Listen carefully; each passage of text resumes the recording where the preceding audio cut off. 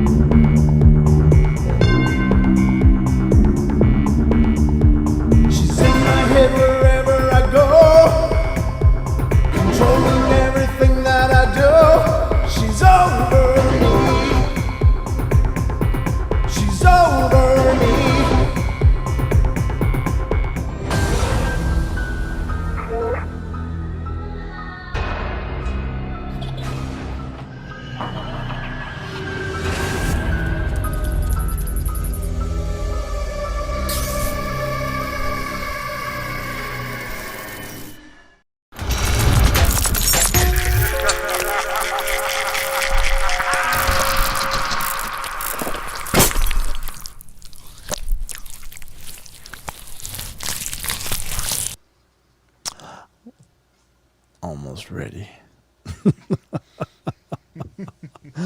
I got to get rid of this. There we go, ladies and gentlemen. Now we're on the air on both YouTube and on tfrlive.com. So welcome, everybody, to the show. Hope you're doing great. Thank you so much for being here. It's our Saturday show. That means there's 2 full hours of the Paranormal Portal here to greet you tonight. And I hope you're ready to be greeted. I know I am. But I'm not alone here tonight either. I've just got all kinds of traction here with keeping the other seat filled. So that's good. It was awesome to have Don back last night for the first time back together since my hiatus last week. But again, joining me tonight on my right-hand side, which is on that side for you guys, is my eldest minion, the oldest minion I got, and darn good kid, if I don't say so myself. Welcome, my son, Sheldon. How you doing, buddy? Good. How are you? I'm good. Thanks for coming in and joining me once again for this incredible journey. How you been liking it? I mean, you've been in the chair now a few nights. I mean, I'm having a lot of fun, to be honest. Good. That's why I keep coming back. That's the only reason. Well, besides the fact that you'd be grounded, or something like that. Yeah, that's right. 26-year-old man being grounded. That's right. You're never too old for the justice. That's right. No, I'm just kidding. I'm just kidding. He's a good kid, and he's definitely helping me carry the load. But we got a great show ahead of us tonight. I think we're going to have a good time. I hope we're going to have a good time. We're going to get into some Dogman stuff later on in the show, and a bunch of other strange, anomalous, weird stuff before that. So we got a lot of stuff to work through during the course of the show. As always, throughout the course of the show, the phone lines will be open. I would just ask that you wait till after the news segment, which is coming up right next. But please call in if you want. You got something to share. 720-923-0500. Those are the numbers for fun right here on the Paranormal Portal. Let me just check and make sure everything is good. Looks like it's a very quiet night on TFR in the chat there, but it's just me apparently. Oh wow. Well, it's okay. It's Saturday nights on TFR are plenty busy, but there's also a lot of things going on, especially in the summertime. So in the fall and winter, that chat room is usually quite busy as well. But people got lives during the summer more so than ever, especially following all that lockdown stuff. So. Oh, yeah. I think everybody's just really jonesing to be embracing the days and the weather and getting out and having fun. So, but as far as I know, we're broadcasting live on TFR. I think it's working. Everything's working, I think. But anyway, Sheldon, how do you feel about some news? I'm excited. You ready for some news? I'm ready. All right, let's get to the news. Ladies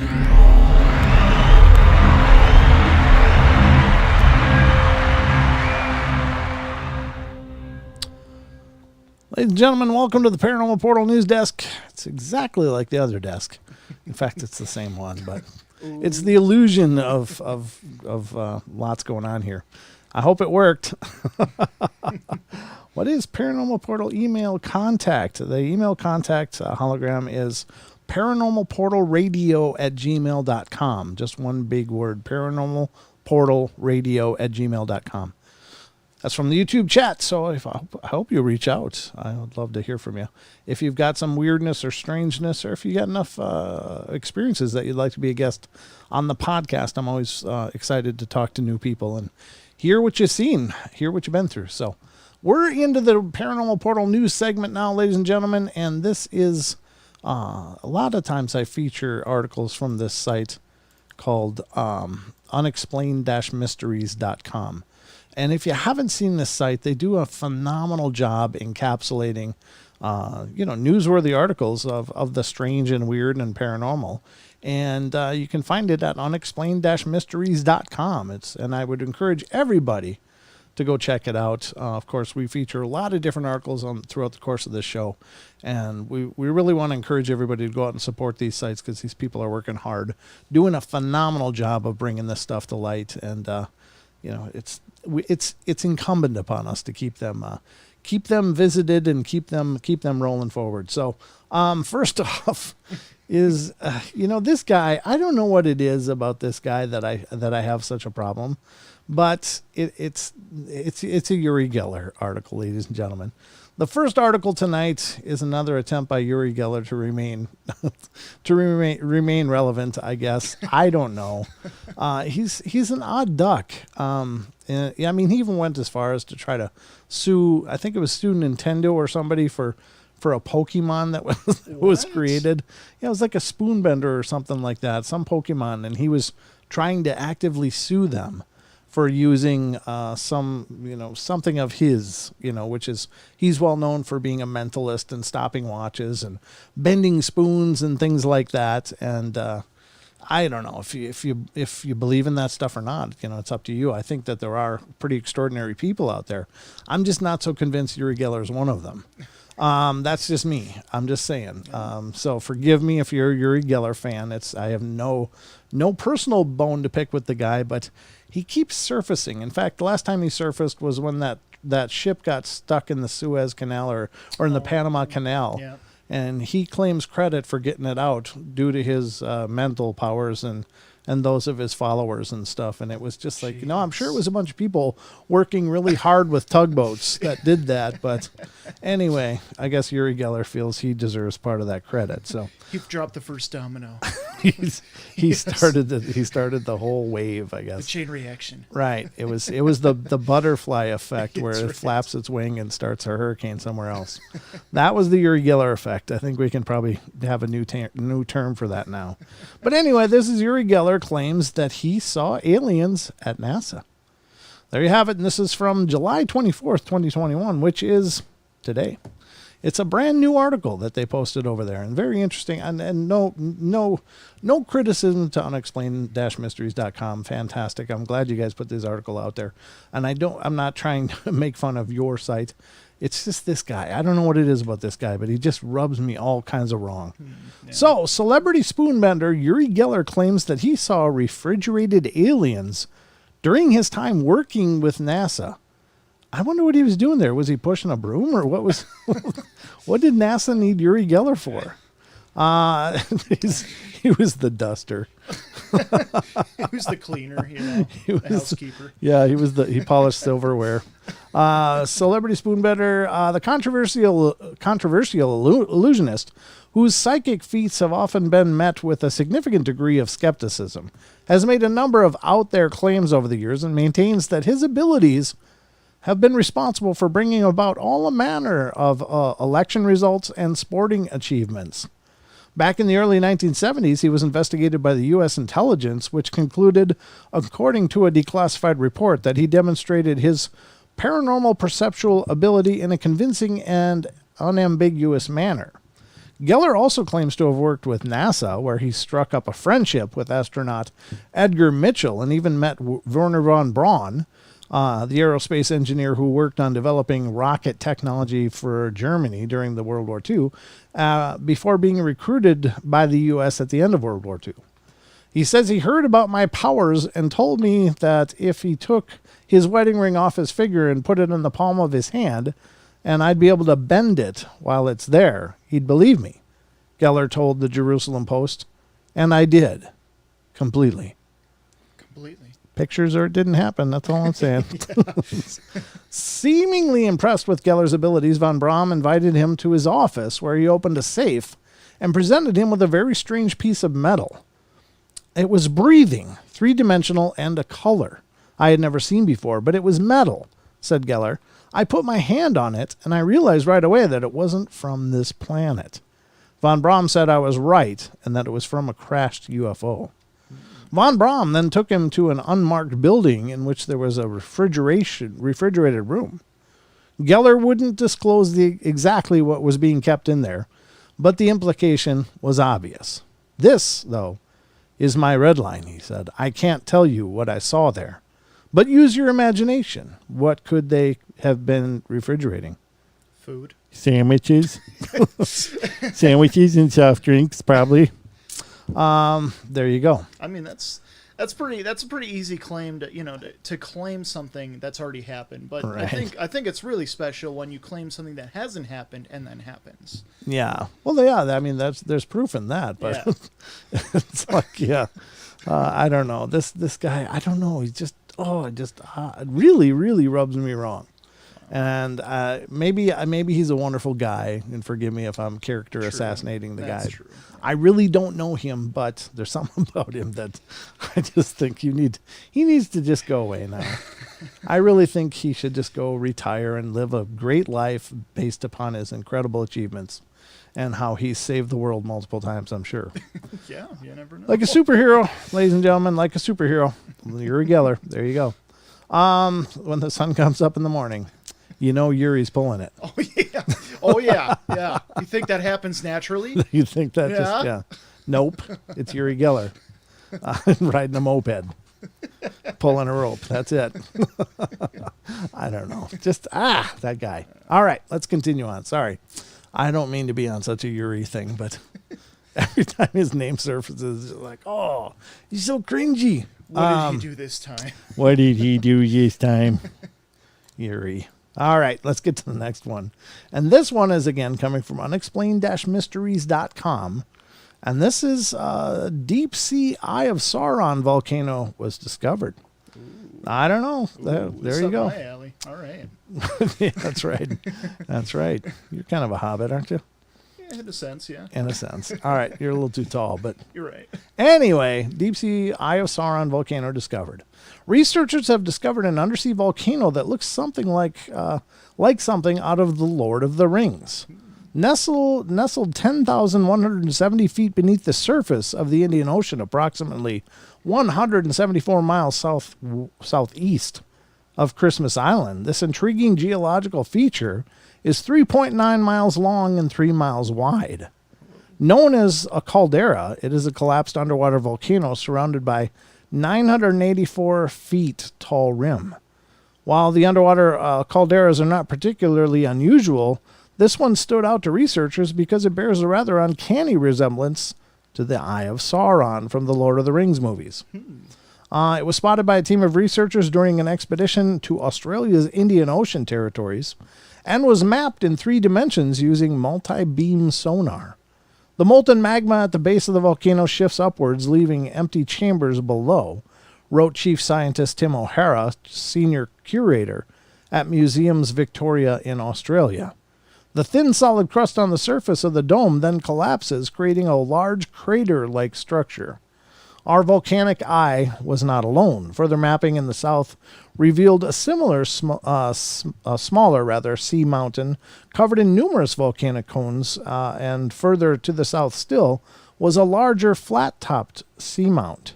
The researchers even went so far as to name one of the cone-shaped mountains Barad-dûr.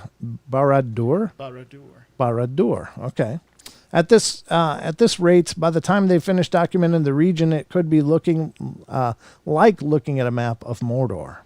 Ooh. That's interesting. I guess that's what happened. All those Lord of the Rings fans out there, like, so there's a chance. There's a chance that might be Middle Earth.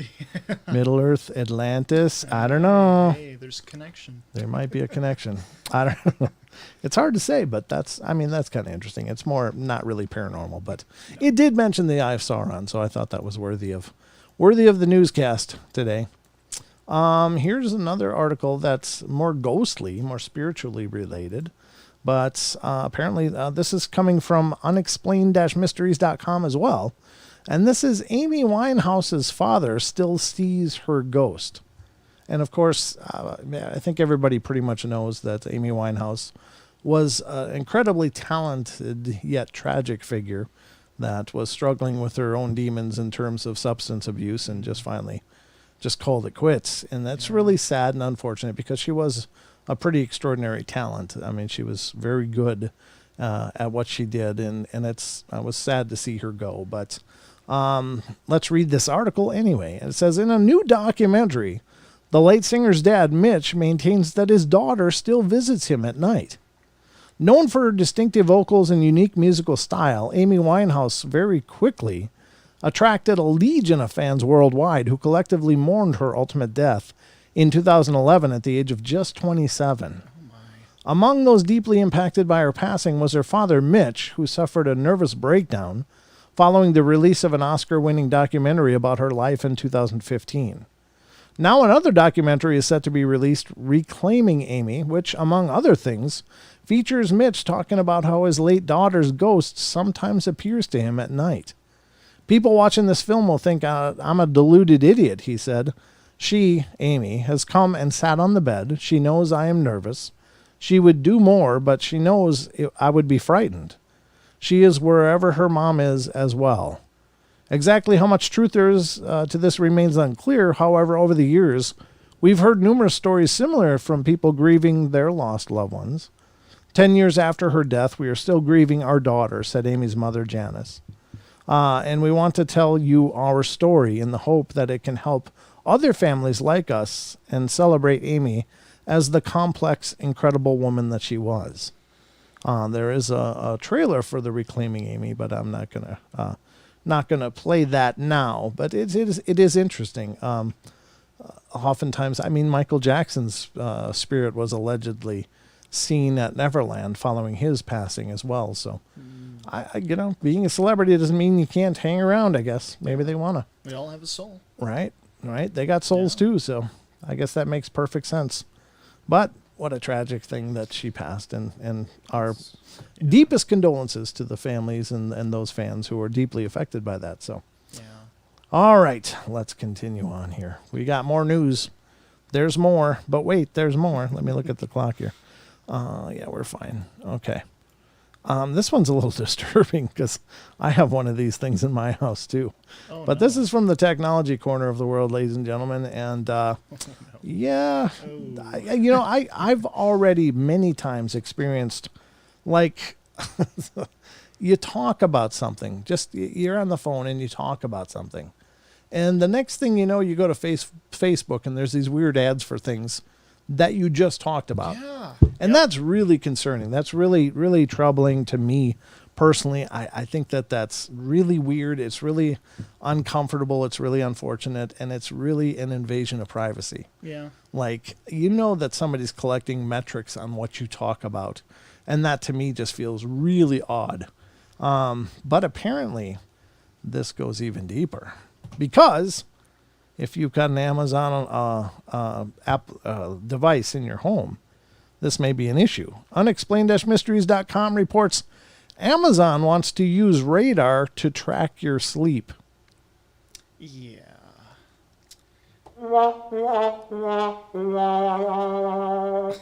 I don't want Amazon to track my sleep with radar. No.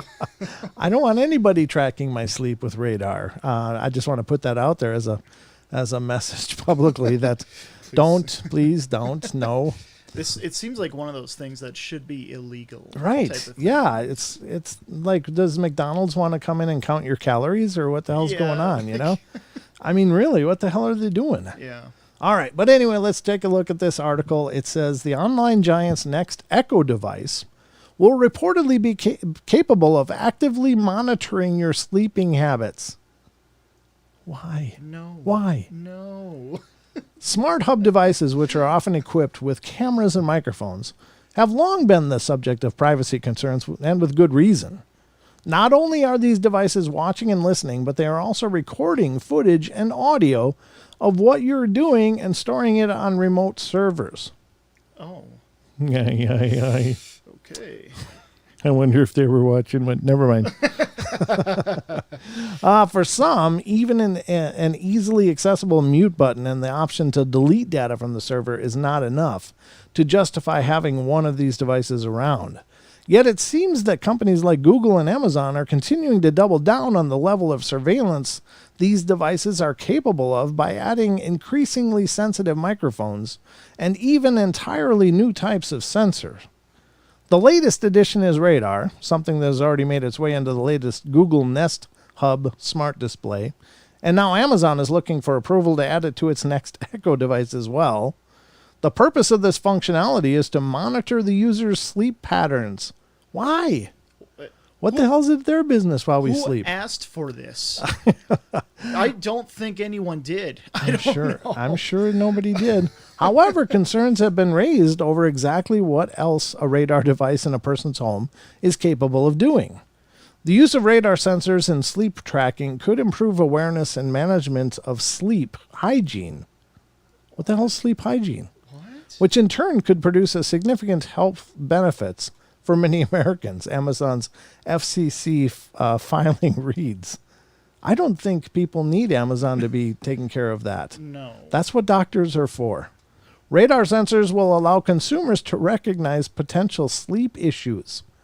I wonder about what health issues there are in being bombarded by radar all day. All day, you know? Oh, good point. Yeah. It goes without saying, however, that a device in every room of your house equipped with microphones, cameras, and radar has the potential to be incredibly intrusive. Yeah, Yeah. I'd say so. I think, outside of playing my lists from Spotify, that's about all I need. Tell me how warm it is outside. I don't need to know my sleep patterns from my device. That's why people wear those smartwatches and have other things that track how they're sleeping and stuff. That's called a sleep study. I don't think that should be an Amazon service. That's creepy as hell. That is. I don't like that one at all. No. I don't like it at all, folks. But there you go. There's that rampant adaptation of technology, whether you want it or not, apparently. So you might want to think about upgrading or double think it. I got the first generation one. Mine's, I guess, mine's like the short bus of the devices, but that's okay. It does everything I need it to do. Yeah. And that's good. I know what I'm not buying now. Yeah. Don't upgrade. No. It's like, is it going to watch the brushing habits? No, you missed your molars. You got to hit those molars a little more. The Amazon toothbrush. Yeah. What's the weather outside? Never mind the weather. Get back in there and floss. I think that's just disturbing as hell. I don't know. It's just me, but I think that's wrong. All right. The next one. What are we doing on time here? We got 4 minutes. I think we can do it, right? Yeah. Here's a leap of faith. I think it generally is a good thing. However, I don't think this is a good one. This is not when you want to test your faith. Oh my God. This is an article from unexplained-mysteries.com. Driver crashes after letting God take the wheel. Yeah. I don't think that was included on that model. Well, in a way, you could say he definitely took the wheel, just out the direction you wanted to go. Yeah. I'm sick of your crap. I'm taking the wheel, all right. Enjoy the ditch. I don't think that the Jesus take the wheel feature has been included on most models yet. So I'm not making fun of religion, believe me, but geez. G said God sold separately. God mode sold separately. Let's see what it says. It says a woman in Ohio ended up crashing her car at 190 kilometers per hour after relying on divine intervention to steer the vehicle. The bizarre incident, which took place in Beechwood, Ohio last month, saw the 31-year-old mother of one which is probably good, Oh. who was driving with her young daughter, let go of the wheel and put both their fates to a roll of the dice after declaring that she had told God to take the control of the vehicle. Oh my God. Within seconds, the out-of-control car had smashed into another car at an intersection at 190 kilometers per hour. When the emergency services arrived, both the woman and her daughter were relatively unhurt, which is a miracle in itself. Mm-hmm. However, the 11-year-old was taken to a hospital as a precaution after complaining of a sore head. Yeah, I can't imagine. My head would be sore too if my mom just let go of the steering wheel.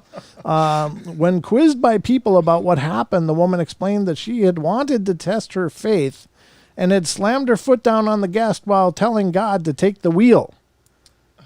Ooh. While God's driving skills seemed to leave a lot to be desired, perhaps the incident did see some measure of divine intervention, given that miraculously nobody in either car was seriously hurt. Yeah. The woman, who was not intoxicated at the time, has since been charged with felony assault, endangering a child, and driving with a suspended license. Oh my God. Some people just. Why don't you just let Uber take the wheel instead of Yeah. God? That might be a better run.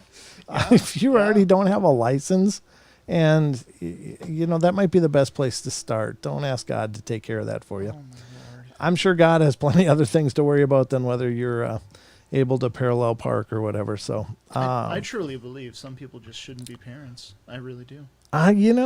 Some people.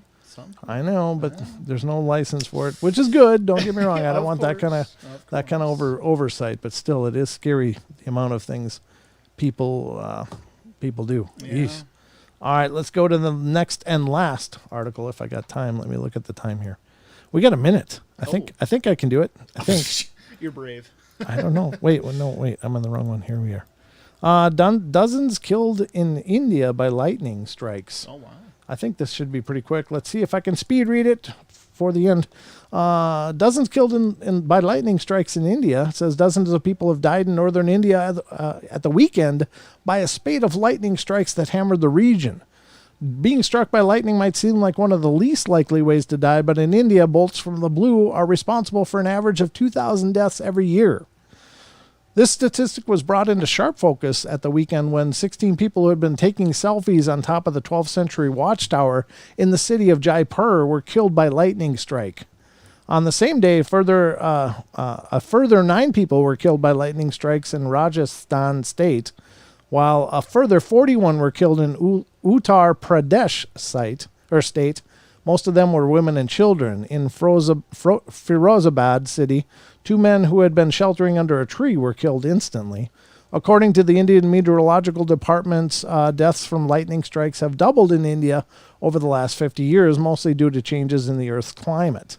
In 2018, the southern state of Andhra Pradesh was hit by lightning 36,749 times in just 13 hours. Last year, 100 people were killed across 2 states in the month of June alone. Wowza. So, ladies and gentlemen, that has been a production of the Paranormal Portal News.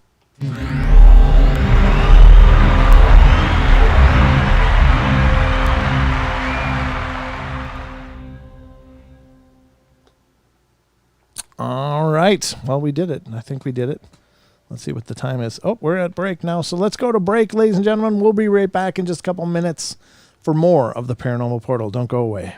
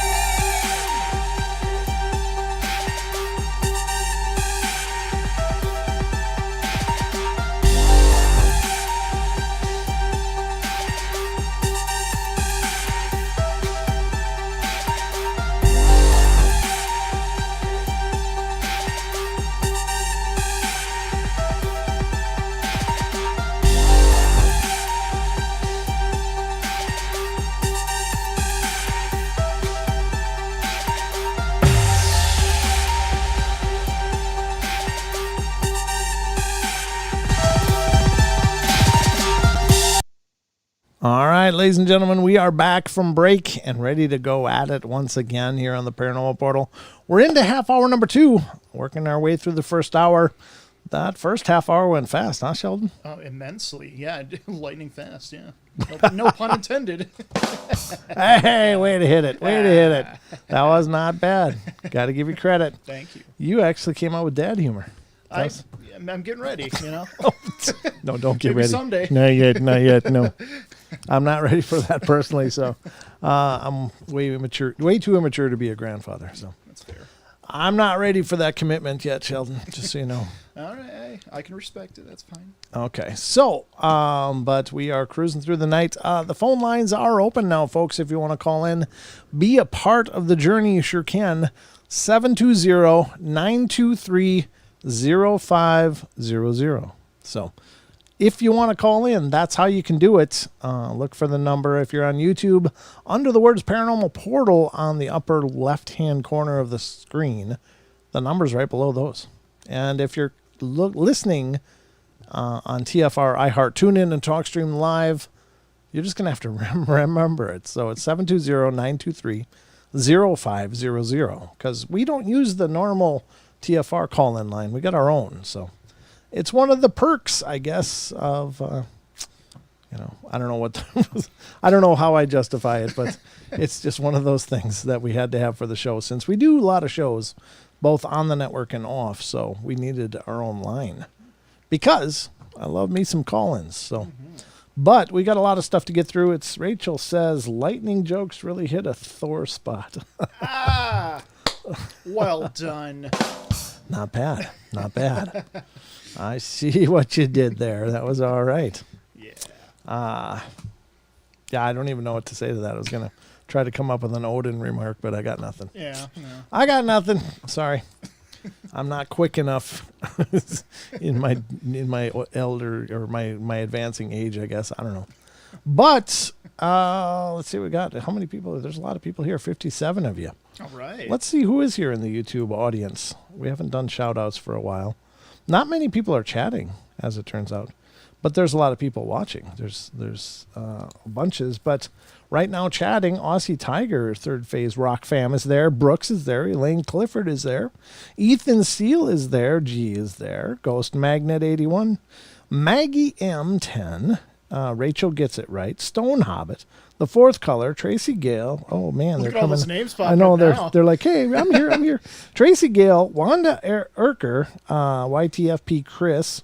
Who else popped up? Ethan Brooks. What did I got? Oh, Haxer's here. Good to see you, Haxer. Right. Karen Alberting is here. Good to see you, Karen. Karen and Don and I met Karen and her hubby up at Medellin Falls. That was a lot of fun. And we'll probably be meeting them again over in Kelso when we go over there next weekend. Who else just popped in? Rosemary Andrews. How you doing, Rosemary? Con Squatch is in here. Gift Gig Gilberto is here. Good to see you. Thank you. Creepers, Cryptid, and Paranormal Corner. Awesome. Thanks for stopping in.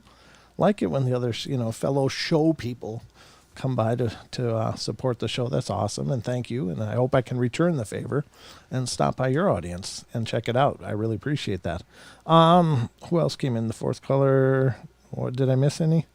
Relish Razor, you're in here. Ruthie. Hey, Hi, it's Ruthie. me.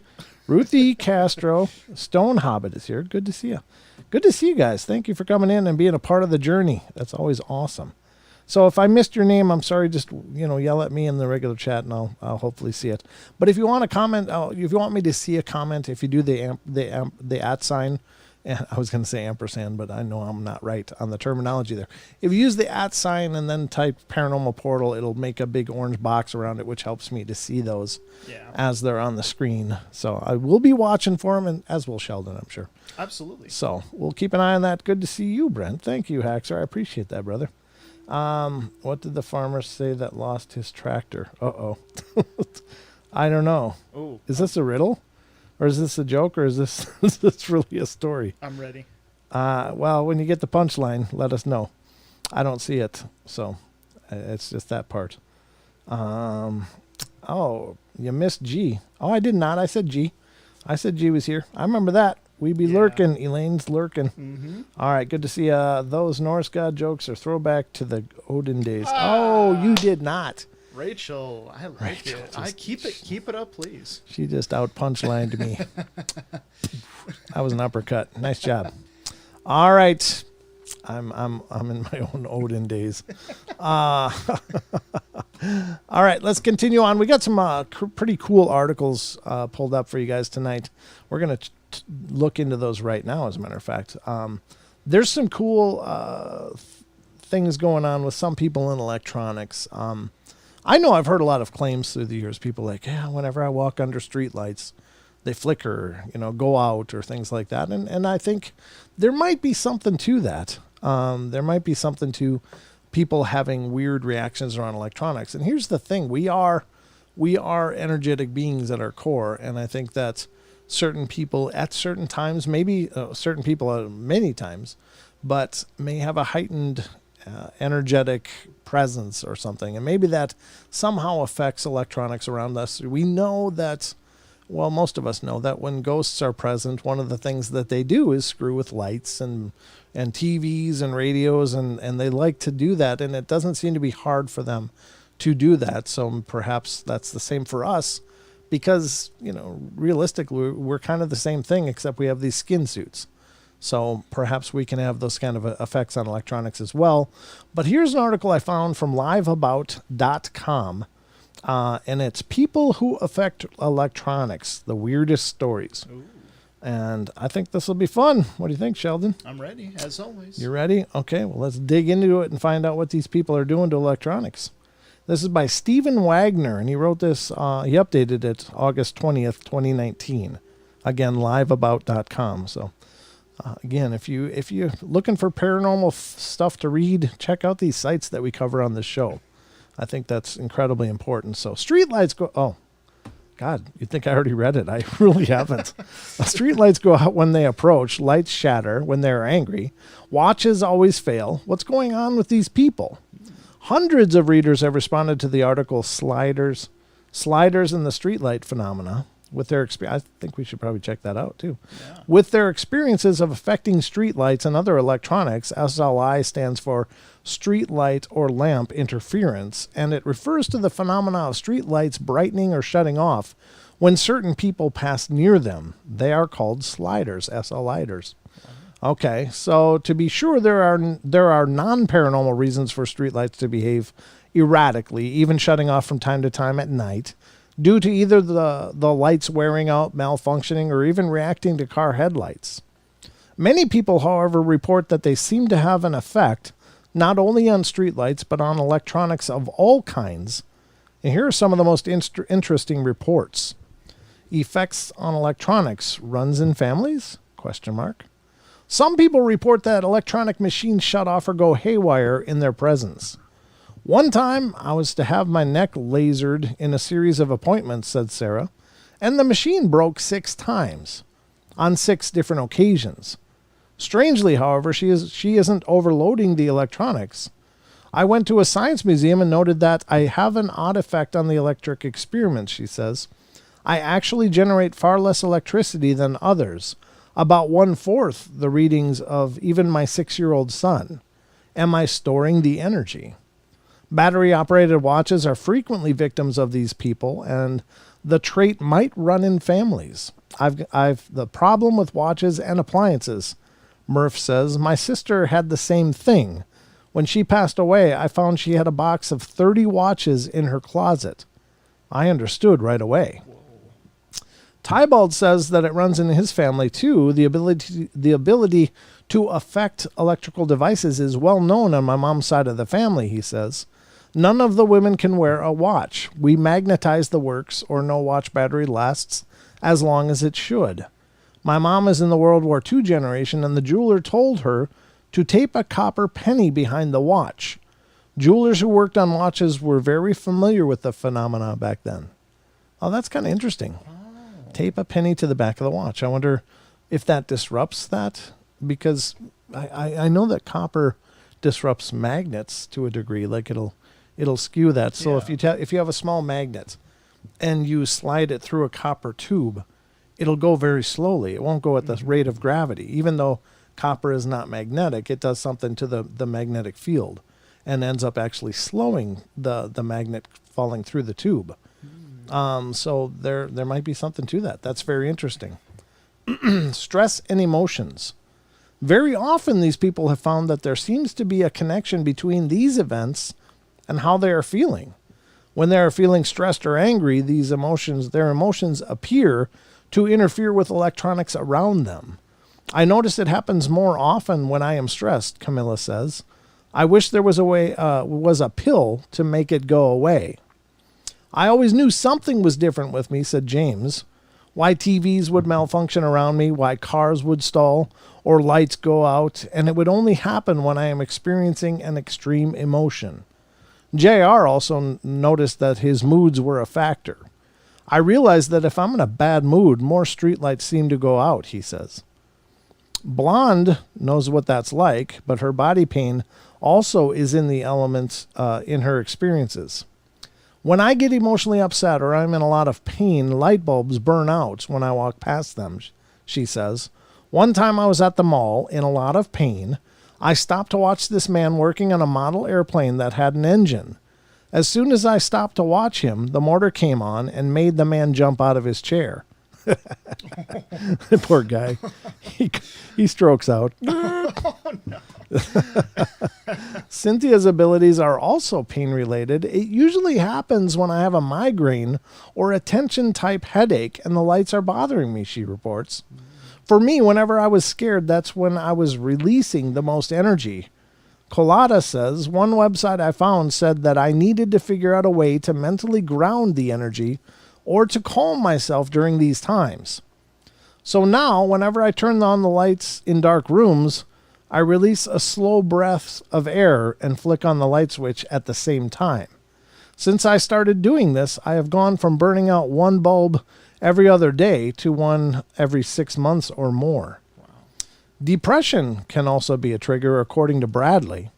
It started when I was 9, he said. I used to pass by certain lights when I'd walk at night, and whenever I'd walk under them, they'd often glow in eerie fluorescent blue and then blink out. So I thought they were haunted. Since I am a manic depressant, whenever I was down, the interference would seem to happen randomly and without warning, which would really spook me. Whenever I was feeling up, if I concentrate hard enough, they would light up or blink out and would often glow a warm peach color.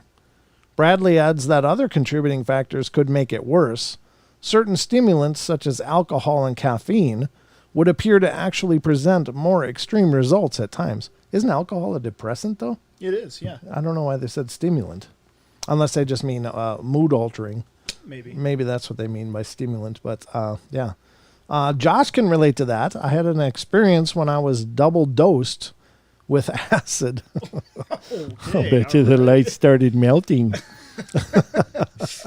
By accident, he says. I don't know how that accident happens. Did you forget and you took another one, or how did that work? Not sure how you double dose by accident, but I guess it could happen. I was walking through a park with my friends, and every street light would go out when I walked by it or when I spoke. On the other side of the coin, Breezig says, it happens when she's happy. It won't happen for a few days, and then bam! If I'm driving super happy, street lights turn off or on just as I'm driving under them. Driving home at night, 3 lights went out, and there's no way this is a coincidence. Not this regularly. Man, the expense. One of the most annoying aspects of this affliction is that it can get downright expensive when just about every electronic you touch gets destroyed. I break every pair of headphones I wear, says Josh.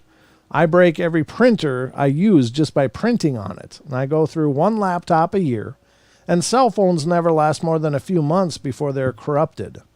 I had one phone that would go do the strangest thing. Every time the battery died, it would send my ex-girlfriend the previous 20 text messages that I had sent her all at once.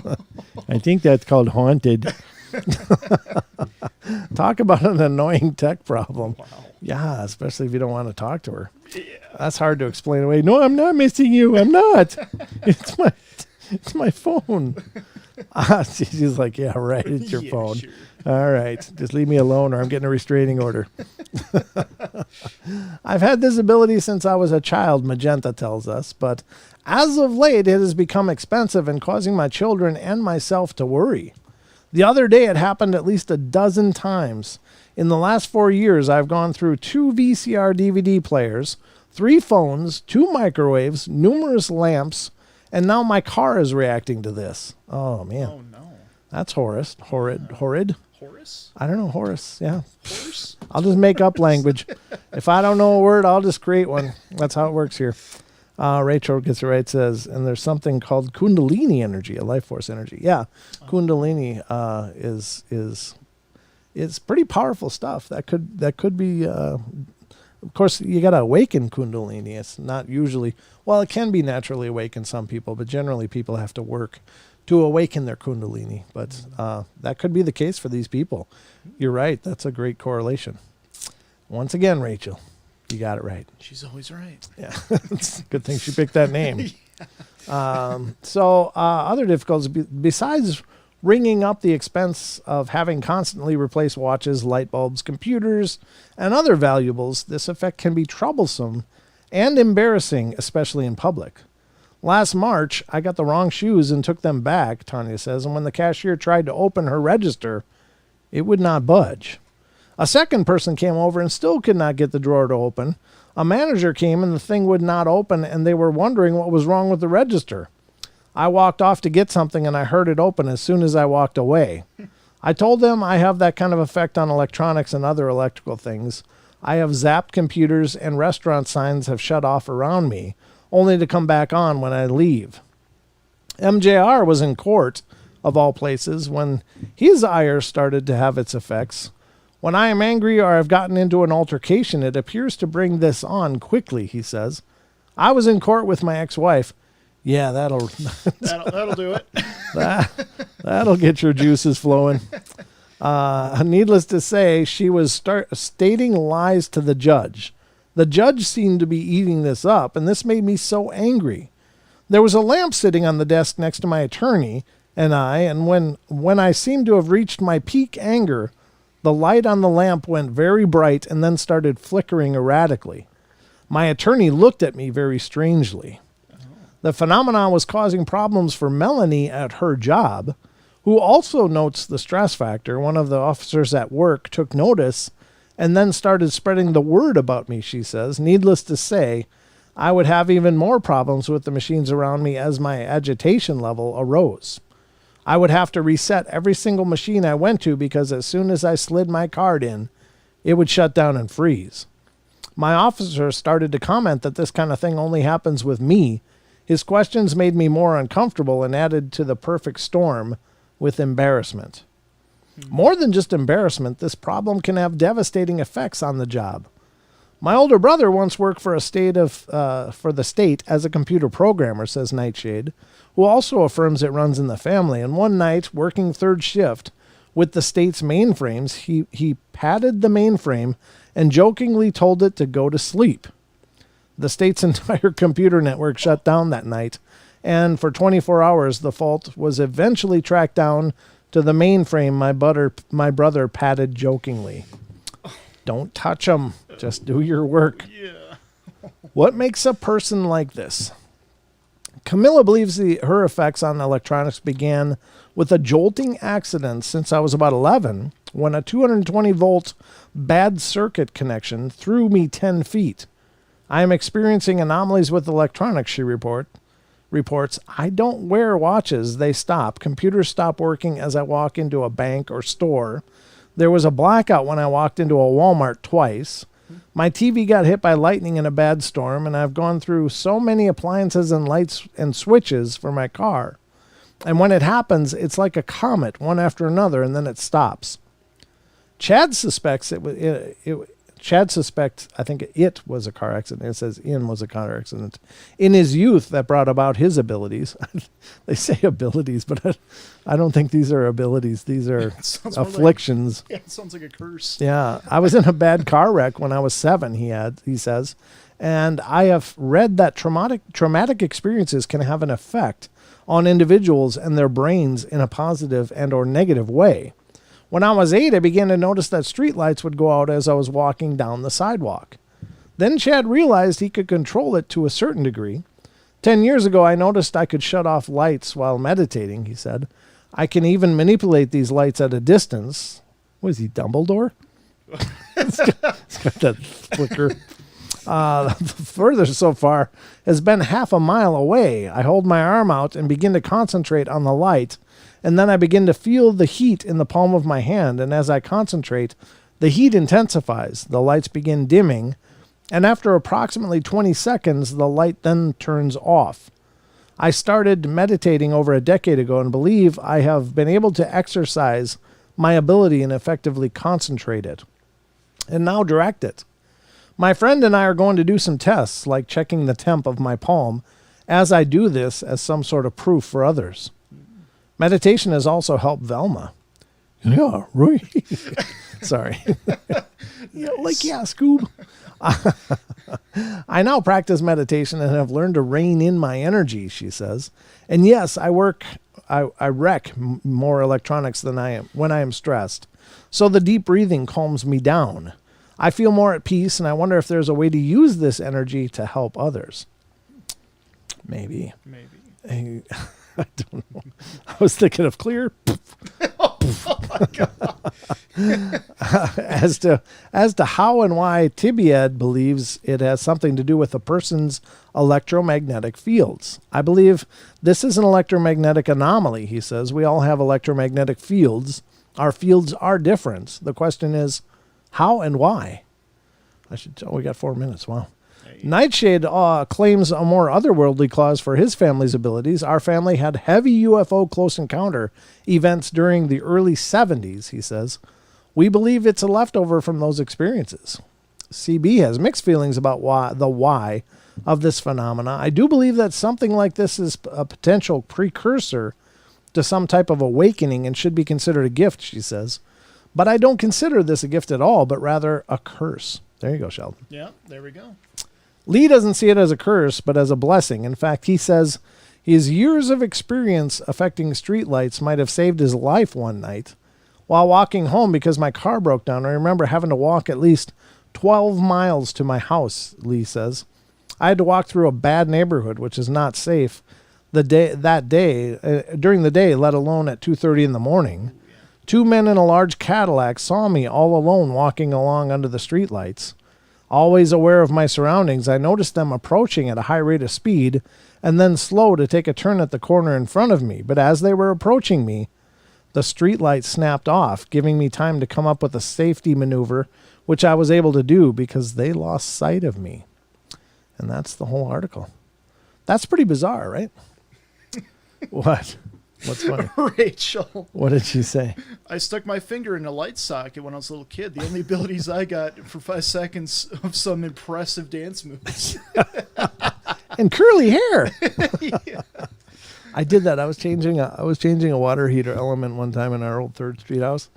And I opened it up and there was water all over the floor. I'm down there barefoot and I went through all of the steps. And this is 220. The one step I forgot was to turn off the breaker. Oh, no. So I grabbed my metal screwdriver. It was like one of those electric screwdrivers, so it wasn't like properly shielded. And man, I hit that element wire, and it felt like somebody was drumming on my skeleton all the way through my body. Oh my God! I was able to pull my hand away, but I was like, oh man, that hurt. That hurt. It was like somebody was like stretching out my skeleton and then letting it snap together and then doing it over and over really quick. It was really painful. Yeah. I didn't get much out of that either. I just got to tell you, except for a jarring pain through my entire body and a new respect for electricity. But maybe if we shock ourselves enough, special powers will come of it. I don't think it works that way. I'm just going to go on record and say, don't do that, folks. This is not a practice that is being endorsed by the Paranormal Portal or its hosts. So even that one who's a guest host. Hi, yeah. Yeah, so yeah, that's probably not the way to do it. So let's not do that. But it is an anomaly, folks. There are people that claim this is happening, and believe them or not, maybe there's something to it. That's really creepy stuff. But I will tell you this, folks. We are on our way to our second break of the night if you can believe that. Wow. I'm going to leave this over here because it does have some other interesting things on the bottom of it. So All right. we'll get to that. And we're going to get to more of this weirdness when we come back, including the next segment's going to be some signs that maybe you had past lives. Hey. And then we're going to dive into the Dogman. So hope you guys are ready for that and are anxious. I know the Dogman is a topic that we don't talk about a whole lot on the show. And the reason why is because Bigfoot reports are much more common and people researching it are much more common. But I think the Dogman reports are much harder to come by. I mean, so we've got some articles dealing with different areas around the states that claim that they've had Dogman encounters, and we're going to go through those and talk about it. I think the Dogman phenomena is very, very real. I think it's a real thing people are experiencing. I don't know what it is, but I don't know if it's entirely of this world, if it's something with a foot in each world, or if it's something completely different. I don't know. But we'll get into that and so much more on the other side, ladies and gentlemen. But we're going to go to our break. So I know that's a shocking experience. Thank you, Aussie. Yeah. All right. We'll be right back. Don't go away, folks, for more of the Paranormal Portal after this break. Here we go.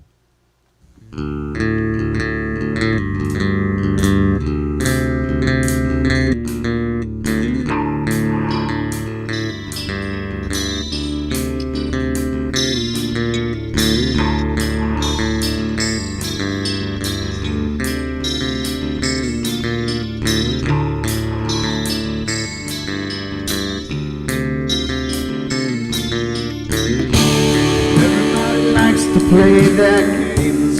Everybody loves to place their bets.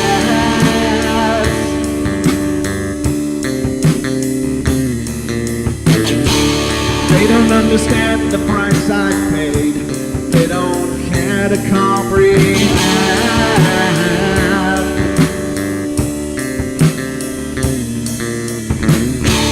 Trace the lines upon my body, dripping scars across my heart.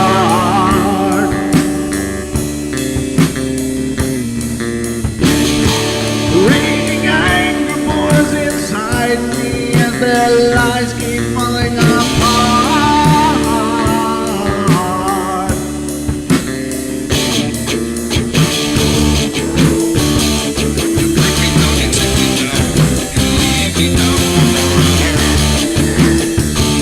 But I'm not talking yet.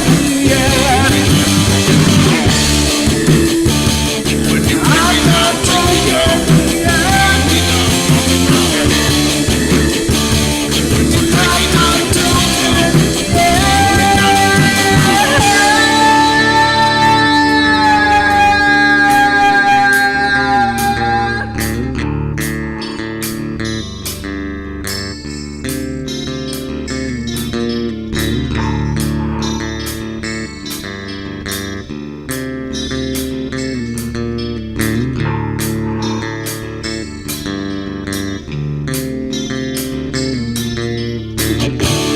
I am finished with my silence. I am not a stupid boy.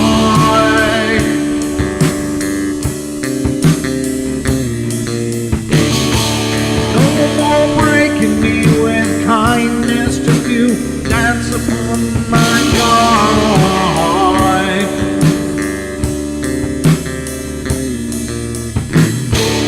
Leading me with empty promise, you're just another fucking mess.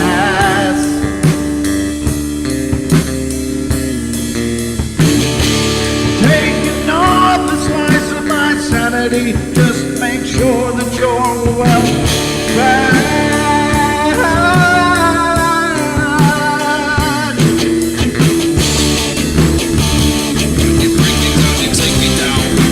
I'm not broken yet.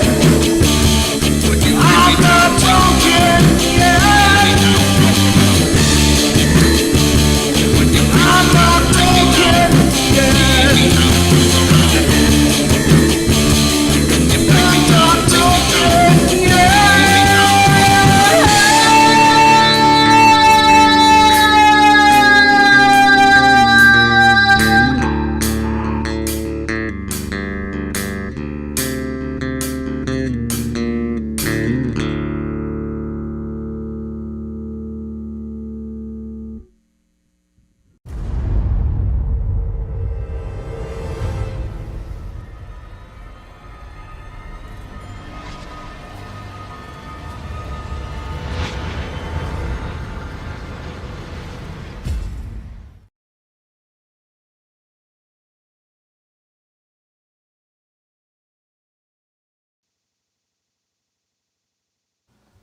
All right, ladies and gentlemen, we're just waiting for the network to come back in, and we will be live and underway here as we move forward through hour number 2. Oof. It's going quick, huh? Extremely fast. Right? It's always mind-boggling to me.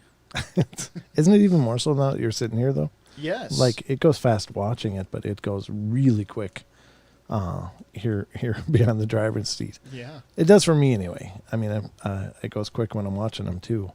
When I'm rewatching them, but waiting for that. Because they are getting the bumpers on TFR. We're just not hearing them here. So normally you'd be hearing the poltergeist thing right now, but it's not coming through. So you're going to have to listen to me. Oh, no. Anybody heard any good jokes? Rachel's got time. That might be a ton of them out there. Who knows? I think it's been a good night though. Yeah. Okay, ladies and gentlemen, we're back here and back at it. Hour number 2 is upon us, so we're cruising into the second hour of our journey tonight. I hope you guys are ready because we're going to dive into some past life signs as well as a bunch of Dogman stuff, which is always epic. I love that stuff. Again, the phone lines are open, 720-923-0500. If you want to call in and be a part of the journey, you're welcome to. And also, if you're listening on TFRlive.com, tune in and TalkStream Live as well as iHeartRadio, then you should stick around after the show because Paisley Wild will be coming up next. And she also simulcasts her show on YouTube, youtube.com/thespacesbetween. So lots of goodness yet to come. This is just a loaded deck here on TFR as well. So let's go and get into the next part. What am I missing? Rachel. Oh, old God jokes. Oh, no, you didn't. Yeah. Man, she's rolling them up over there, Yeah. isn't she? Yes, she All is. right, so the next article we're going to get into here is coming from liveabout.com as well. Same one that wrote the last one. I think this is a Stephen Wagner as well. It is Stephen Wagner. I wonder if he's the only author over there at liveabout.com, but he does a great job. Yeah. I really liked his last article that we just read, and I'm sure I'm going to like this one too, but this is 9 signs that you may have had past lives. I don't know, folks. I didn't write it. I don't know what's in it, but let's read it and find out. The idea that people are born and reborn, that we've all had past lives, dates back at least 3,000 years.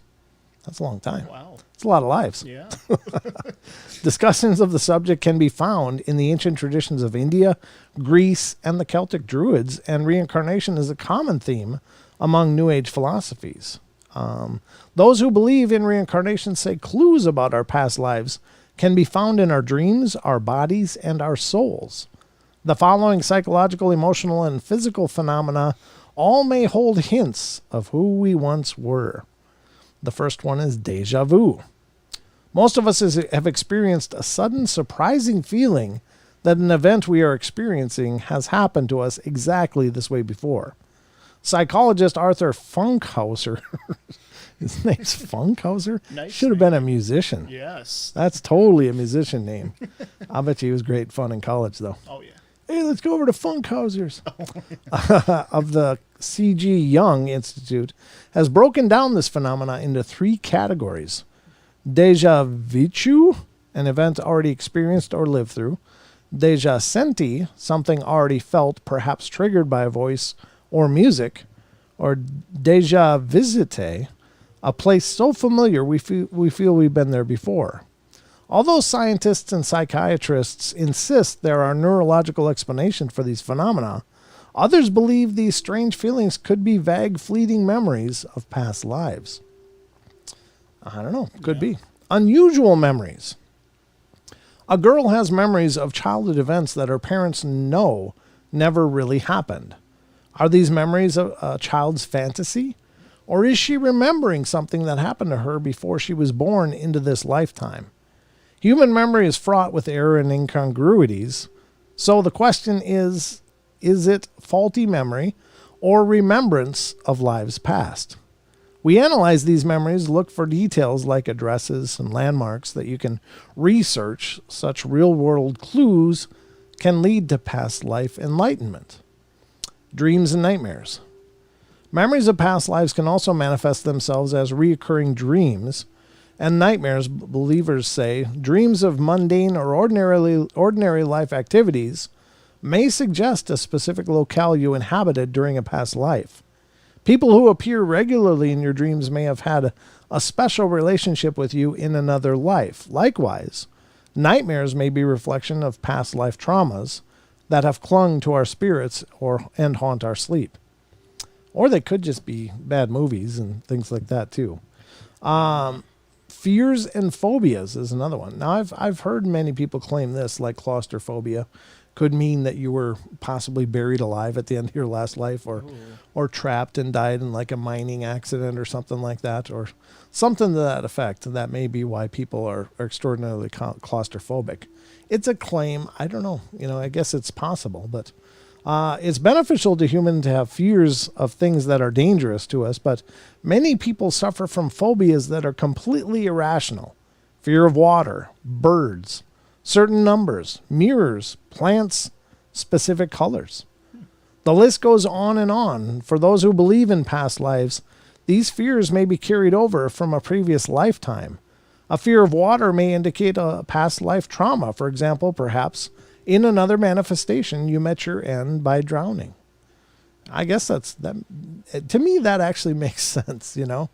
I think that kind of does. It makes sense to me that, again, the whole claustrophobia or fear of water, or, if you have a fear of going to high places, maybe you fell. Maybe that's how you met your end in another time. I don't know. As long as it's not something like a childhood trauma or anything like that, right? I would say that has validity. Yeah, sure. Certainly, if you've fallen as a child, then anytime you're above the ground could be really intimidating. But Sure. But if there's no such history of that or anything outside of the normal, then would it be enough to establish an irrational fear of it? Like, no, I need to get down, get down. I don't know, maybe.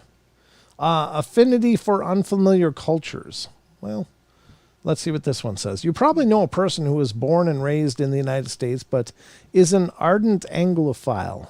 I don't even know what that means. I don't know either. And can think of little else but getting dressed up and acting the part for the next Renaissance fair. Okay.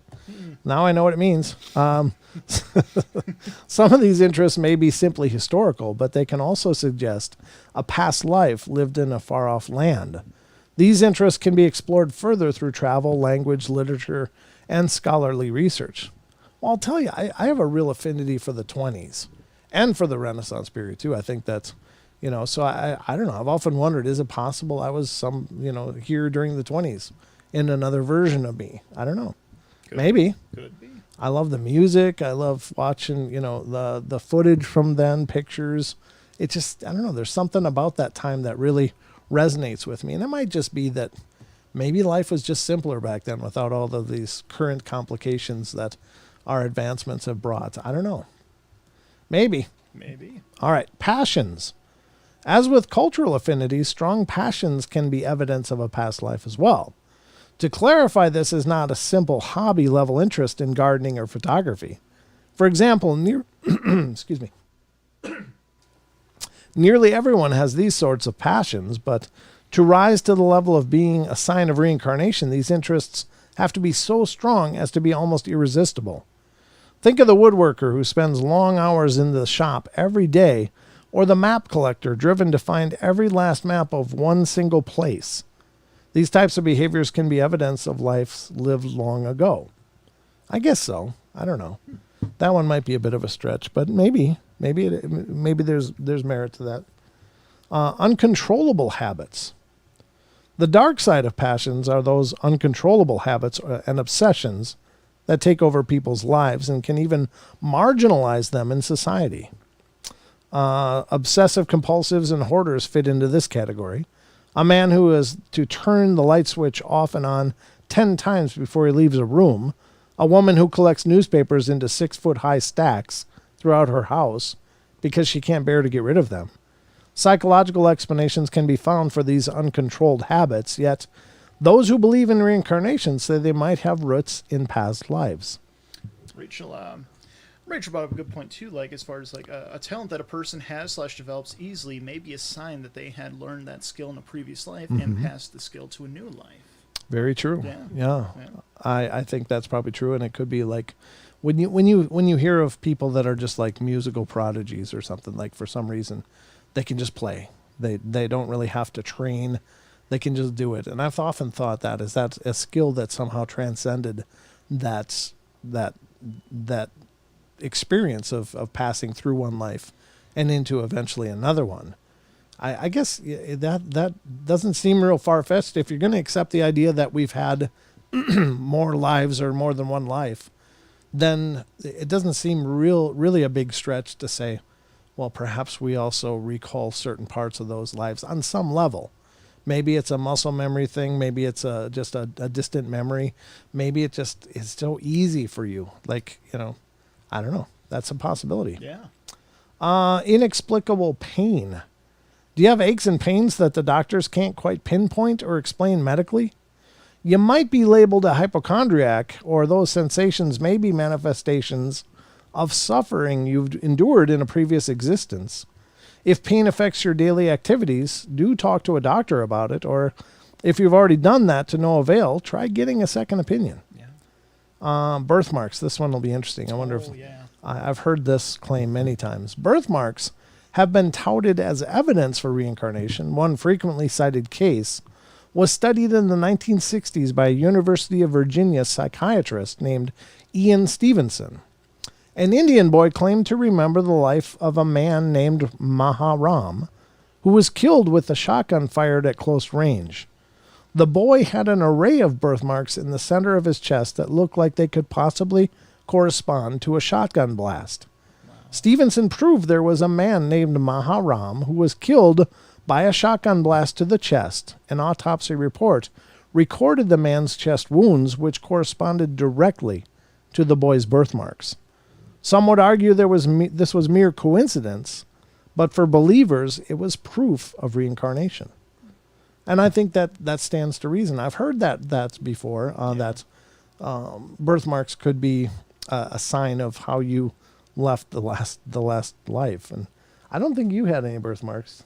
No, not that I've seen. I don't think I did either, but I will say Elijah had, and it's fading now, but he had a circular mark on his left side right under his ribs.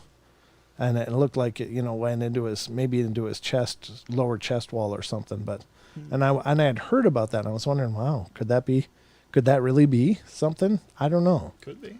Yeah, I mean, it's all speculation, right? So this is all just a discussion of possibility, but you never know, folks. So maybe I died from drowning. Maybe you did. 'Cause there's no marks. There's no marks, That's probably, it could be true. Yeah. Is it real? There are proven medical, psychological, and societal explanations for each of the phenomena above.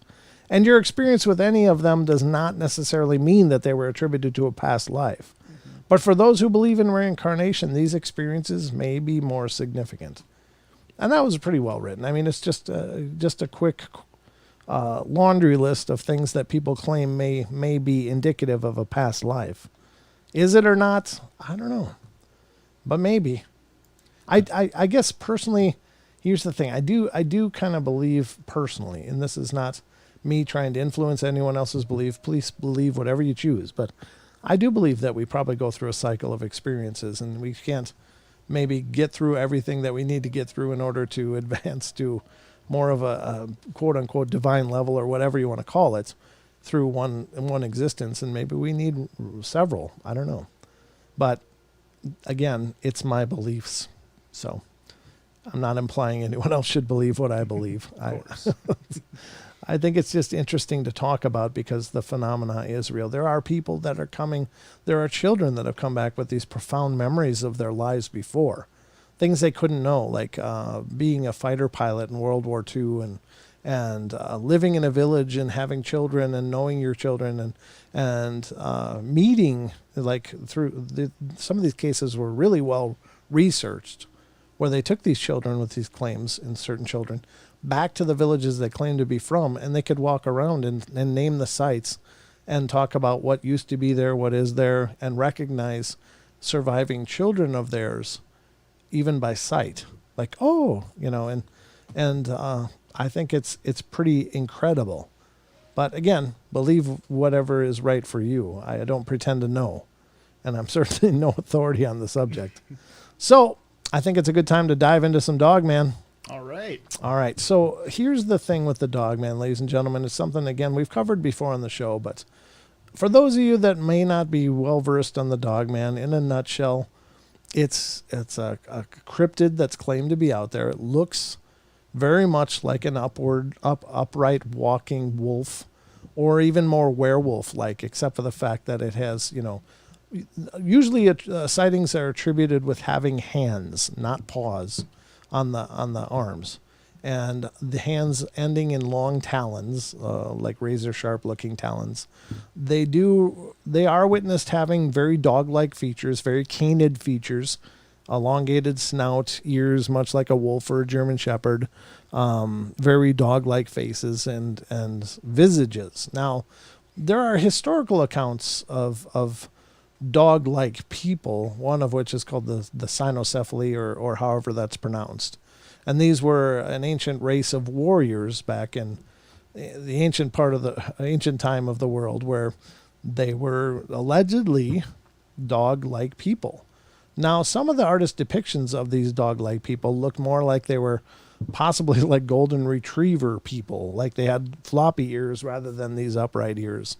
And they were apparently these incredibly fierce and ferocious warriors that may have even worked as mercenaries for other armies. Saint Christopher of the Catholic Church is often depicted as being a dog-faced saint. And many people, he was apparently this person that was converted by the church to Catholicism and became a patron saint. Of what, I don't remember. I don't know if I ever did know, but it is interesting that there are mentions historically of these other types of people that apparently existed. Now, I don't know that they are the same thing as Dogman. I don't know that they're not. According to Vic Cundiff, those are two very different things. And I trust Vic. He knows a hell of a lot more about this than I ever will. He'll forget more about Dogman than I'll ever know. But I think it's interesting that there is at least a historical preference, or precedence rather, for these or creatures like them to have existed on our planet. Of course, everybody refers to the Anubis thing, and maybe that was a representation of it. But if you look at, here's my contention with the Anubis thing as correlating to the Dogman thing, is that the Egyptian faith and pantheon had many different type of deities. Some were cow-faced, some were alligator-faced, some had crane or bird, like the ibis heads, like bird-like heads and stuff. And I don't think that they were ever depicted running around outside of that religion. Like alligator-faced people have not been sighted all over. Cow-faced people have not been sighted all over, nor have bird-headed people been sighted all over, but dog people have.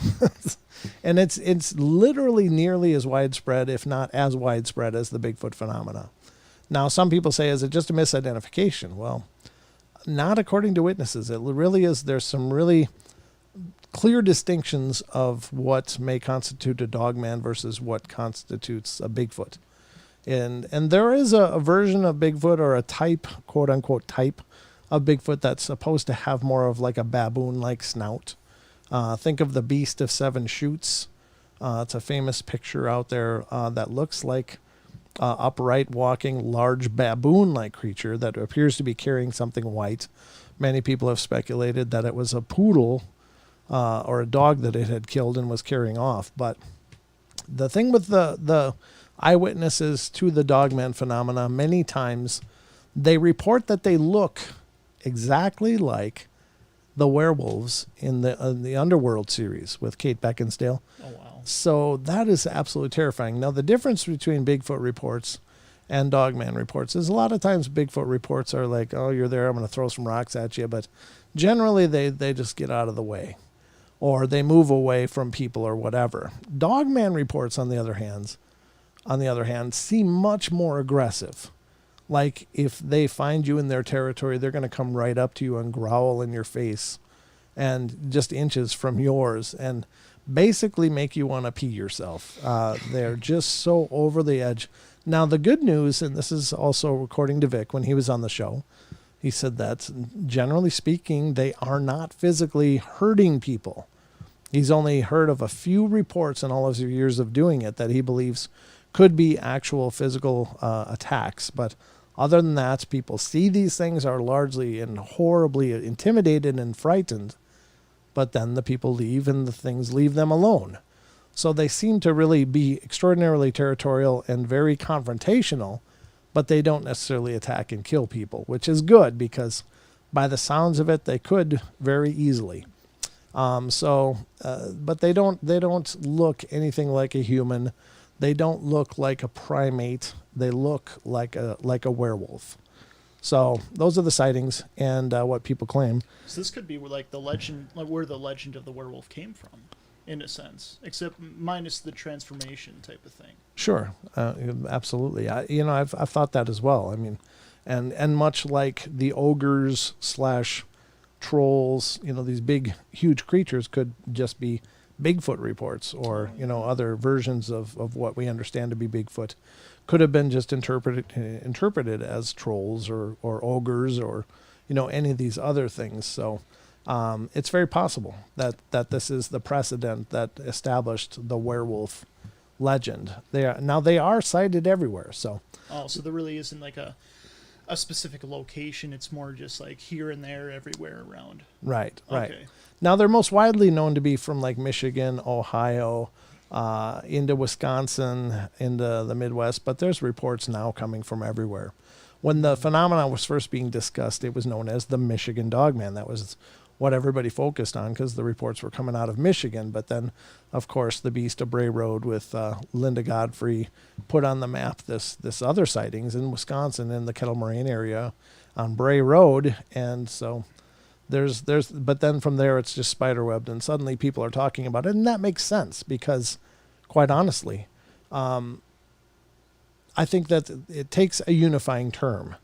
In other words, Don and I have talked about this at length on the show that before there was quote unquote Bigfoot, there was wild men, there were skunk apes, there were grass men, there were, all these different names, Momo, other things that were very regionally specific. And so in these regions they were discussed, but it wasn't until a term like Bigfoot came along with a description that was nationally spread. Suddenly people went, oh, we got him here, but we call him this. And suddenly people were then able to correlate the phenomenon across the United States, into Canada, around the world. Yowies, Yeren, literally everywhere has some version of Bigfoot. And quite honestly, it sounds like it's pretty much the same thing for the Dogman, although Wow. I would speculate that their population is probably less than the Bigfoot, but that is just speculation. So, I personally would rather meet a Bigfoot than a Dogman, I think. I think I would too. Because generally Bigfoot just seem to leave you alone, but Dogmen, they'll get right up in your face and let you know that you're in the wrong place. Oh my God. Yeah, so I think that Bigfoot usually just move out of the way before you even know they're there. But Dogman seems to have no problem coming up into your grill and letting you know, hey, you need to go somewhere else. So it looks like we're going to have to move the rest of the discussion to the next half hour after the break, because we're literally on about a minute and a half out of going to break. So yeah. it's going quick. It's going really quick, but we got a couple articles to burn through. We'll get as far as we get, but again, if you've got an opinion on the Dogman, let us know in the chat or feel free to call in because it's a great discussion. If we don't read articles, I'm okay with that. I just like having these discussions with you guys, and I love it when you guys take part. So if you've got a thought or a feeling or some experience of your own about the Dogman, please let us know. I love it. Yeah, there was a guy named Jake in the chat who said he was chased by a Dogman when he was a child, and he says they're absolutely real. Oh, man, Jake. Yeah. Jake, you got to email me. Mm-hmm. Email me at Paranormal Portal Radio. I'd love to talk to you about that and see what you've experienced and possibly interview you on the show. Absolutely. If not the YouTube show, then the podcast. But let me know if you're game, because that sounds like an amazing experience. terrifying, absolutely terrifying. Don't get me wrong. It's not one that I'd like to encounter. This is one of the things in the paranormal world that I'm not at all interested in coming anywhere near. Just because you don't know. We know that David Paulides talks about missing people in the state parks or in the national parks, and you got to wonder, that's a Dogman? Maybe. Maybe the reason we don't hear about Dogman reports is that they're very good at their attacks. That could be. It could be. I'm just saying. Just a thought. But anyway, let's go to break, ladies and gentlemen. Last break of the night. Please stick around because we'll be right back.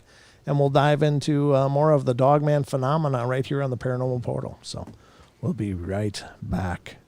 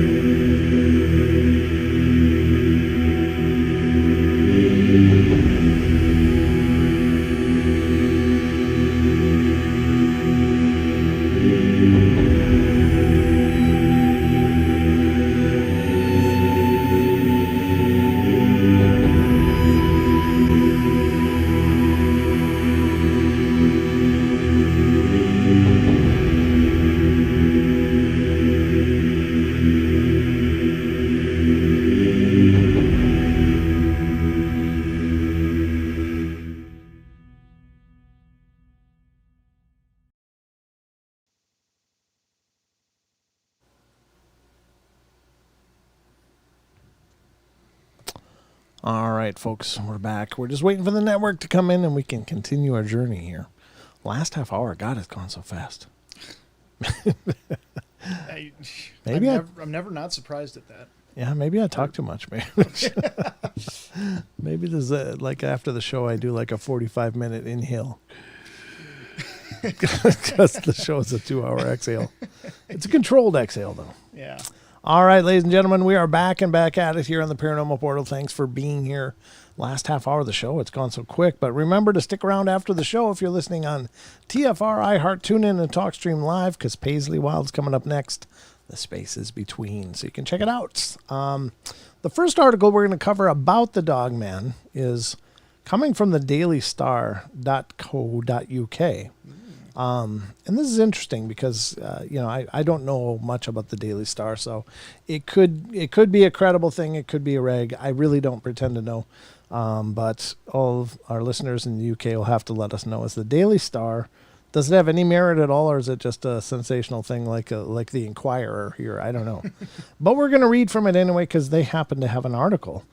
Exactly what we're talking about. Looked like a werewolf running around, the terrifying Dogman of Lincolnshire.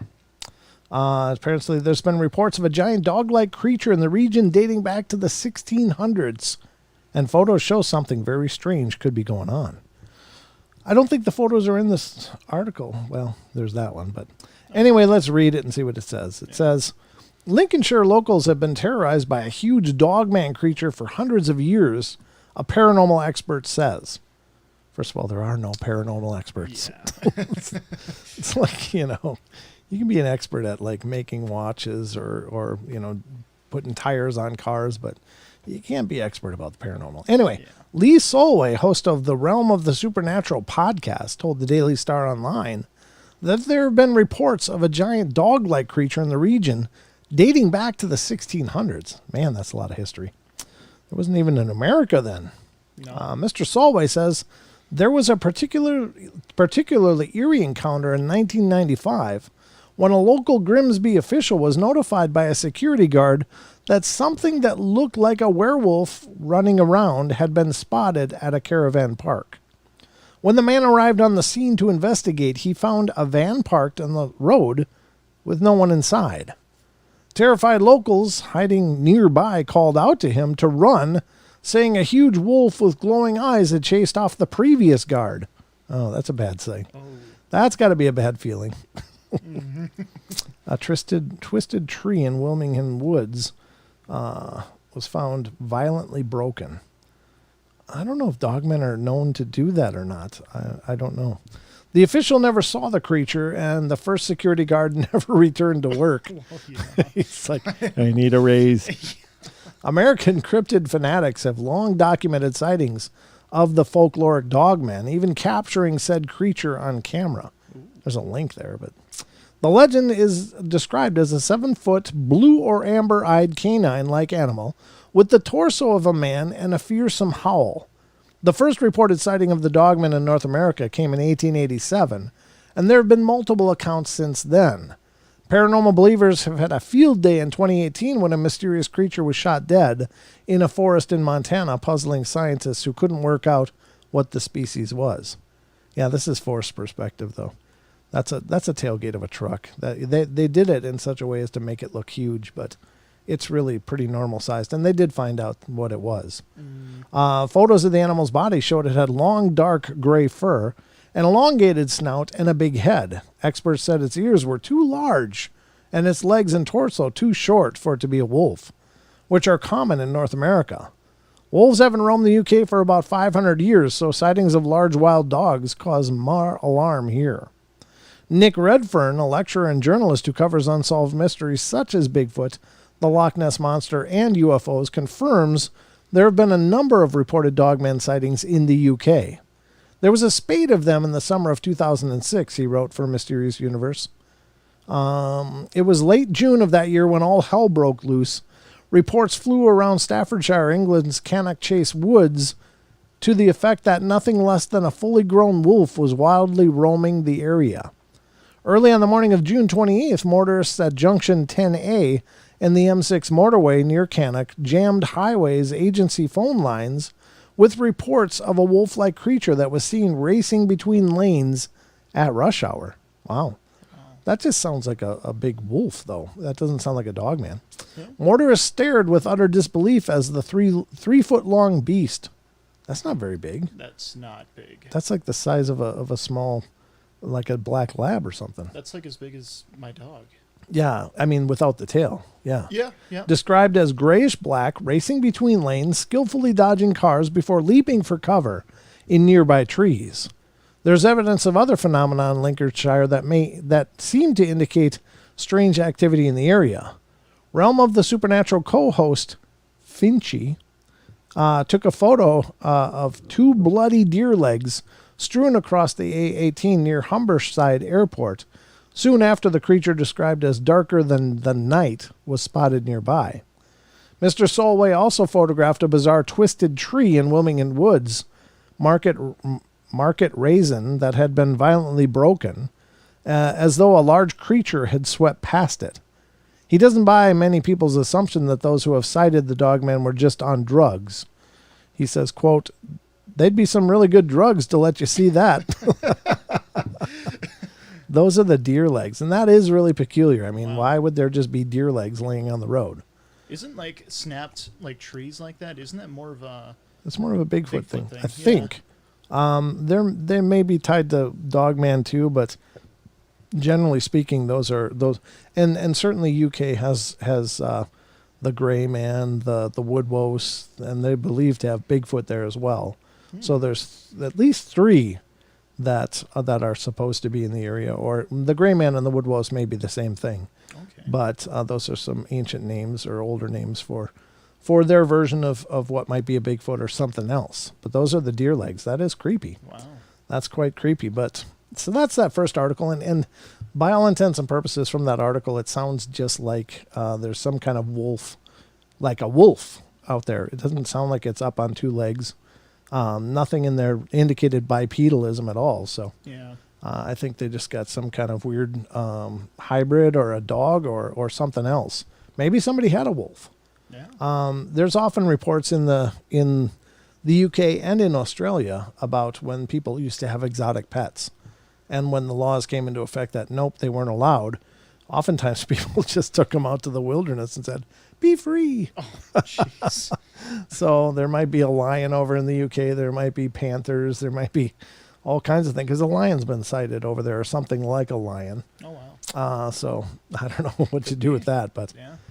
This is coming from Michigan. This is the Battle Creek Inquirer.com. They reported a story about some folklore in the area in Michigan there. I think this is Michigan. But this is an article from the Battle Creek Inquirer. Battle Creek folklore. Do you believe in the Dogman of Fort Custer? And let's see what it says in much smaller font. Let's make it bigger, because I can do that. One more.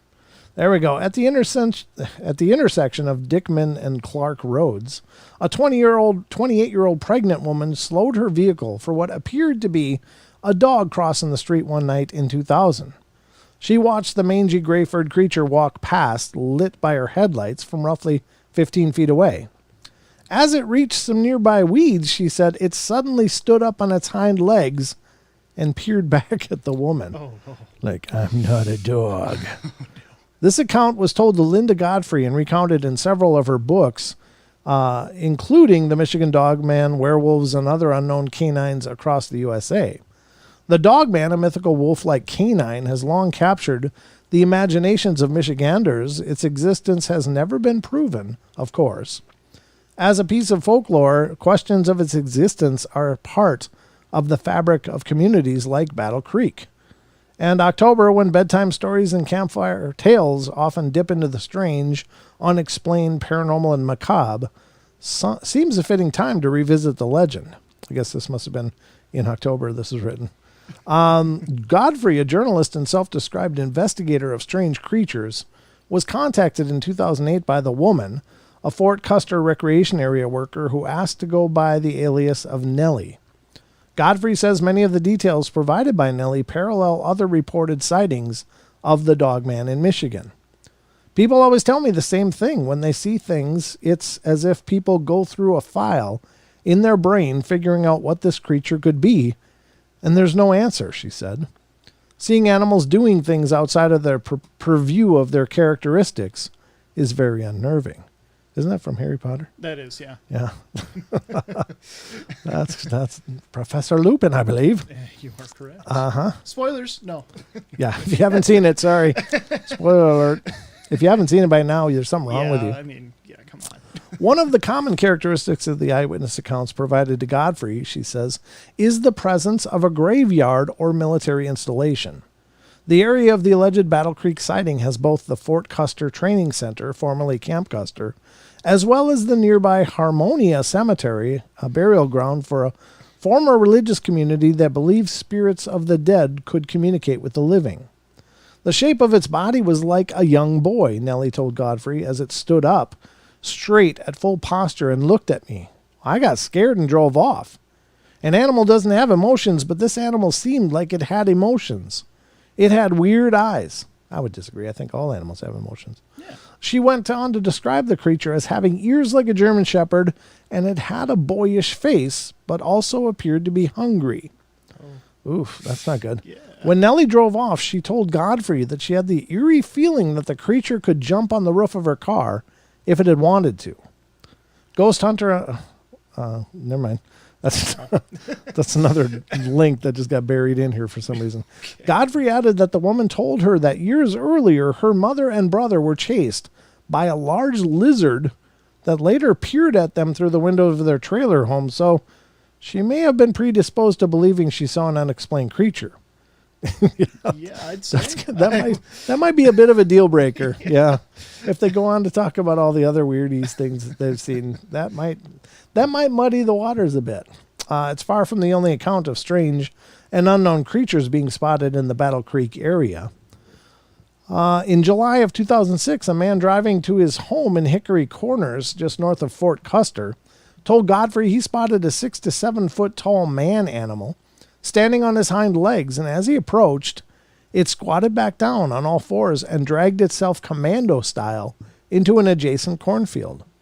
It looked like a large man lying dead on the side of the road, except it had fur and abnormally lanky sloth-like arms, the man told Godfrey. On November of 1980, a 16-year-old John Pelfrey said he was between the Kalamazoo River and West Michigan Avenue when he spotted what he believed to be 3 Sasquatch-like creatures. I was looking for deer, he told the Battle Creek Inquirer. First, I heard and saw one as tall as me, about 5'8", 5'9", and then I saw 2 bigger hairy ones, and they stood about 7 or 8 feet tall. When they saw me, they took off running. I went home and got a camera. Well, yeah, you probably missed that. That window probably closed, but good effort. I went back and looked all over, but could find nothing. They made no noise, just a grunting sound when they took off running. Pelfrey contacted the Michigan State Police, and a report was made, but no trooper was sent to investigate. That's sad. Yeah. As for why there is no fossil record of Dogman in Michigan or any concrete evidence for his existence, Godfrey pointed to several theories. She said that bones could appear to be that of a large canine, or the creatures could be traveling between realms. I don't pretend to know or tell people I know what it is, Godfrey said. We've never had someone see one and catch it and put it on a safe place to study it. That we know of, I can say it is consistent phenomena occurring not only over the Western Hemisphere, but there are connections with werewolves in almost every culture. Very good article. Yeah. Linda is just an amazing person. Talking about Dogman is perfect for a full moon. Oh yeah, true. Good point. Hey. Oh. That's the thing with each one of these. I don't know how you describe it. Mythological creatures, in a sense, is that they're myth, they're legend, they're fake to some people until they're not. Like like saucers and UFOs. That was 5 years ago. That was just disbelieved, myth, legend, whatever it may be. Until the government itself said, no, these things are real. Yeah. it's only myth until it's not. It's only myth until it's not. You're right. Yeah, Tic Tac craft, even 10 years ago would have been a joke. Yeah. But then once those, videos came out and the of course, the endorsement of the Pentagon going, yeah, they're ours. They shouldn't be out there, but we don't know what they are. Mm-hmm. That really did strengthen and I think even proved to be a bit cathartic for a lot of people that have been believing for a long time and have been mocked. Yeah. Because now you have an official admission that there's something out there they don't understand, but it's out there. There's video footage of it, and they don't know what the hell it is. That's pretty powerful. Yeah. So there is that. You're right. There you are right. Rachel has another great point. These animals may be ancestors of exotic animals that the Romans brought along with them when they invaded the UK. So that goes back to the Mirror or whatever, Right. article, or the Star that we read. And yeah, that's a great point. The Romans were pretty famous for having exotic pets as well.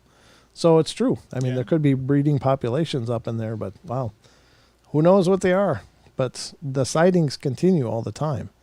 There's these large cats that are seen. I've seen an alleged photograph of the lion-like one, and that was really, God, I got to tell you, that was unnerving. Oh, wow. Because, if you're taking your family to the park and suddenly a lion runs by, Yeah. okay, kids, time, Okay.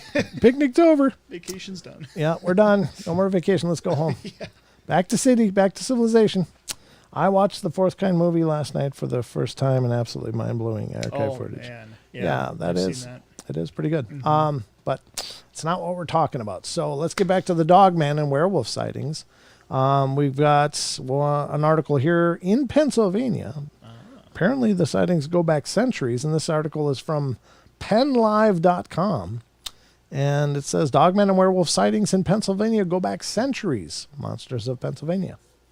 Modern tales of the Dogman, which has been described as both a wolf-like creature and often moves on just its hind legs, and as a very tall man with a wolf's head, originated in the late 1980s in Michigan, which is not really true, because the first sightings, again, were from 1800s in Michigan.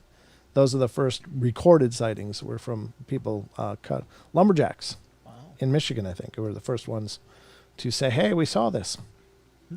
I mean, the First Nations people, I think, had earlier accounts. Well, but anyway, an April Fool's Day joke by a radio DJ to commemorate the 100th anniversary of more serious Dogman reports in 1887 led to a flood of reports of modern-day sightings from residents across the region.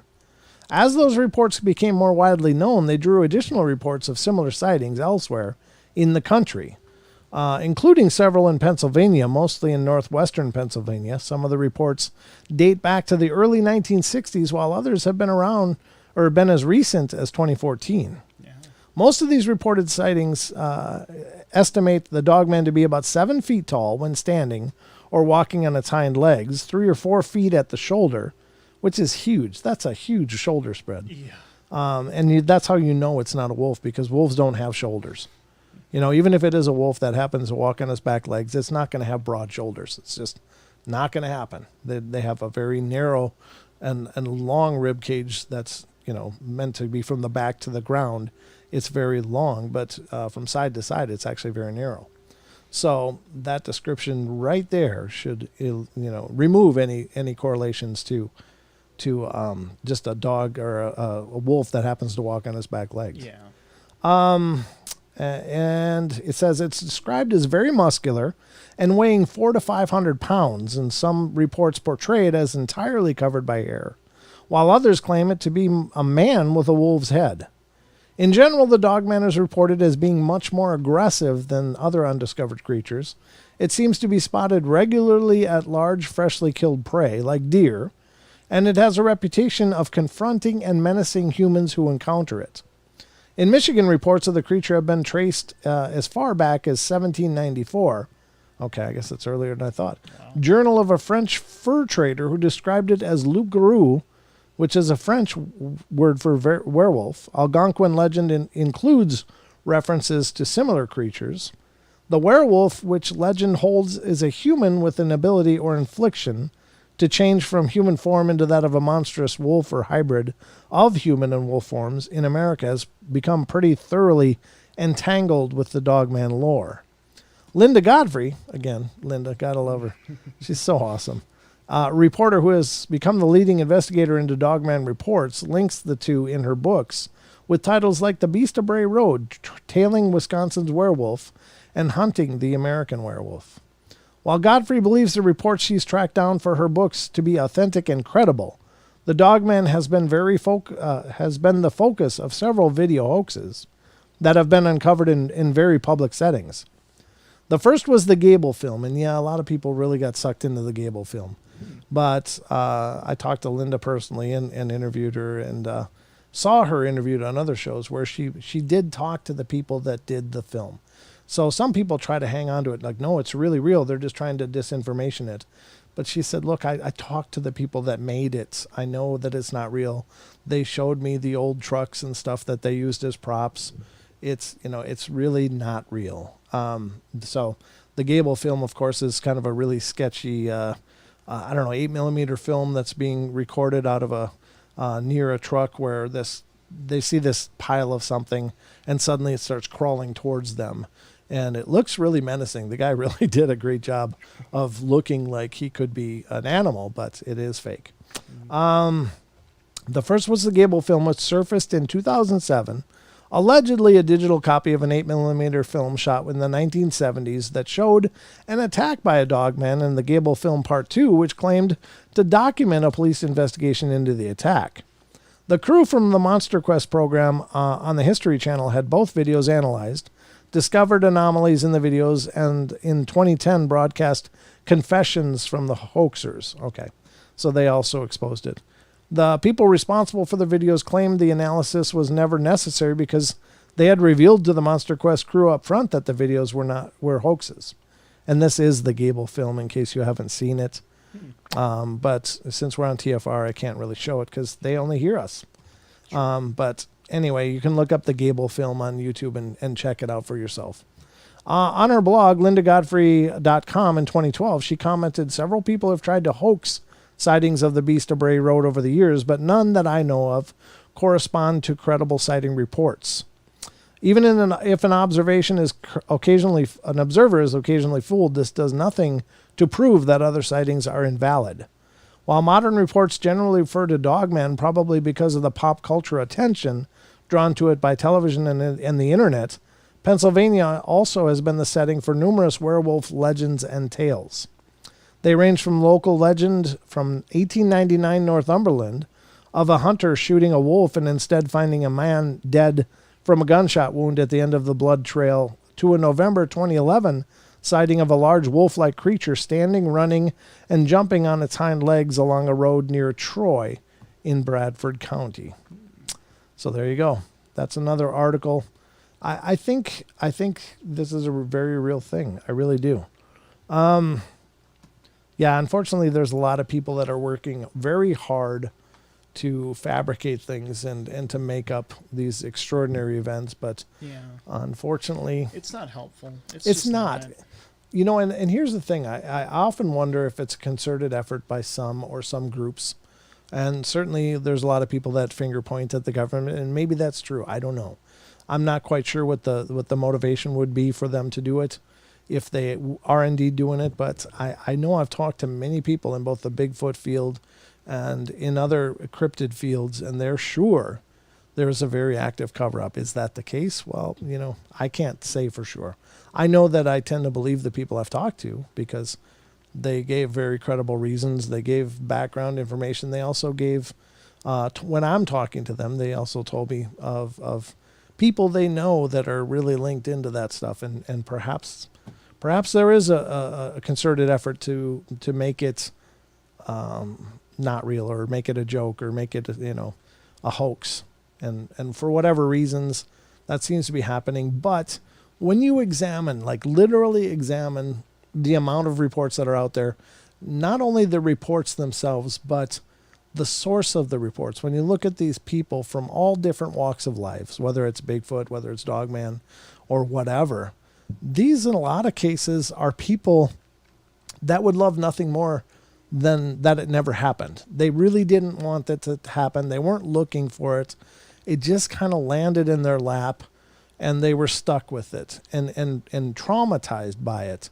And it changed their lives forever. In many cases, things like people that had a lifetime of hunting, like even Kerry Arnold of Bigfoot Odyssey. I mean, his encounter changed his life. Now, it also started him on a really cool trajectory in starting Bigfoot Odyssey and in doing the work that he's doing on the documentaries and stuff, and raising awareness and pulling people together. And he's made a really cool thing of it. Another one is Wes Germer. He didn't ask for the sighting. He didn't ask for the experience. but was able to make something useful for it for all of us.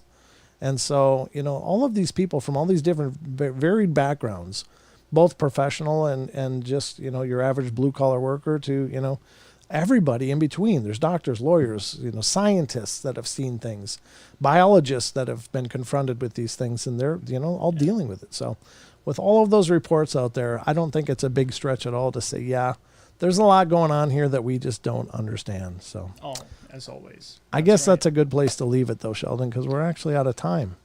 I'm just going to go through one comment. Sure. Android Purity says, Bill Bean believes that the beings called Nephilim in the Bible are the same creatures we refer to today as Dogman and other cryptids.